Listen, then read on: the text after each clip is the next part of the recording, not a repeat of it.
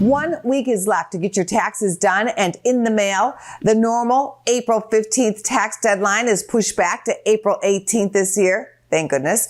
Craig Bolanos, the CEO and founder of Wealth Management Group, is at the ready with tips to lower your tax bill or boost your refund. What can you tell us, Craig? Well, Angela, I'm smiling because I love that you mentioned April 18th. Procrastinators all across America are celebrating in chorus because everyone gets an extra weekend to do their tax compilation. But to your point, once the calendar year closed on 2022, there's very few things we can do to lower last year's tax bill or increase the refund. But here's a couple things everyone can strategize about. First, save to your individual retirement account. Remember, you might be eligible to make a pre-tax IRA deposit for 2022, even though right now we're in April of 2023. And this is especially key if someone or a family is close to hitting a phase out or a cliff test for certain deductions or credits that they would otherwise be entitled to if their income was lower. If you're self-employed, don't overlook opening up and funding a SEP IRA,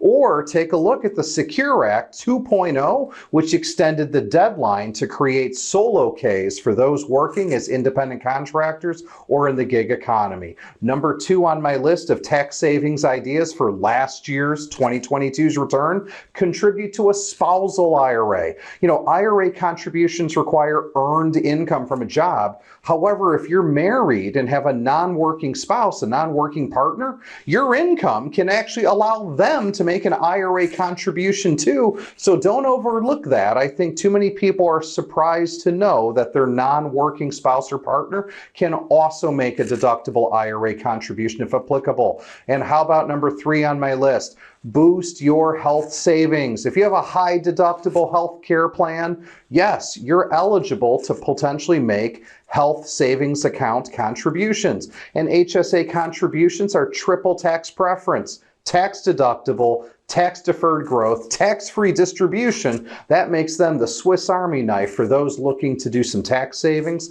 and financial planning. Craig, what are some IRS red flags, ways that could cause you to get an audit? Sure. Red flag number 1, round numbers. If you're claiming a tax break, it's important to use accurate numbers that you can actually document.